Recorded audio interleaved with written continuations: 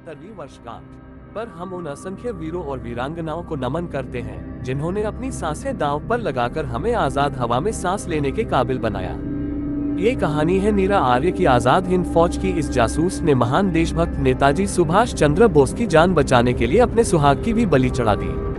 नीरा का विवाह ब्रिटिश भारत में सीआईडी इंस्पेक्टर श्रीकांत जयरंजन दास से हुआ था, जिन्हें नेताजी सुभाष चंद्र बोस की जासूसी और मौका मिलने पर उनकी हत्या करने की जिम्मेदारी दी गई थी। नीरा को जब ये पता चला तो वह घर छोड़कर सिंगापुर में नेताजी की आजाद हिंद फौज में भर्ती हो गई। उन्हें कैप्टन का पद मिला और जासूसी का काम सौंपा गया।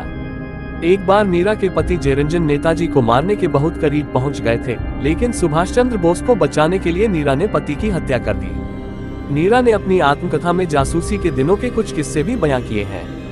ऐसा ही एक किस्सा है जिसके अंश इस प्रकार हैं। मेरे साथ एक और लड़की थी, सरस्वती राजामणि। उम्र में मुझसे छोटी थी। उसे और मुझे अंग्रेजी अफसरों की जासूसी का काम दिया गया था। हमने लड़कों की वेशभूषा अपना ली और अंग्रेज अफसरों के घरों और मिलिट्री कैंपों में काम करने लगे। हमारा काम था कि जो भी अहम जानकारियां या दस्तावेज मिले उन्हें नेताजी तक पहुंचाएं। सारी लड़कियों को जासूसी के लिए भेजे जाने से पहले बता दिया जाता था कि पकड़े जाने पर खुद को गोली मार लेनी है। एक लड़की ऐसा करने से चूक गई और गिरफ्तार हो गई। हमने उसे छुड़ाने की योजना बनाई। नर्तकी का भेष बनाकर हम उस जगह पहुंचे और अफसरों को नशीली दवाएं खिलाकर उसे निकाल लाए। पर एक सिपाही की गोली राजामणि के पैर में धंस गई, जिसने उसे ताउम्र के लिए अपाहिज बना दिया। मैंने एक दिन मजाक में बोला, तू तो लंगड़ी हो गई है, तुझसे शादी कौन करेगा?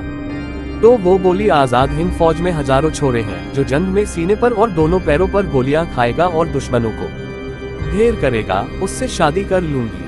आजाद हिंद फौज के समर्पण के बाद नीरा को कोलकाता की जेल में रखा गया।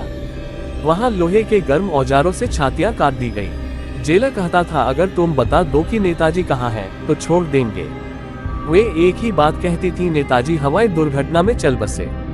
इस पर जेलर बोलता था, नेताजी जिंदा हैं, तुम झूठ बोलती हो। तमाम यातनाओं के बाद भी इन्होंने आजाद हिंद फौज के राज नहीं खोले। कोलकाता से इन्हें काला पानी ले जाया गया।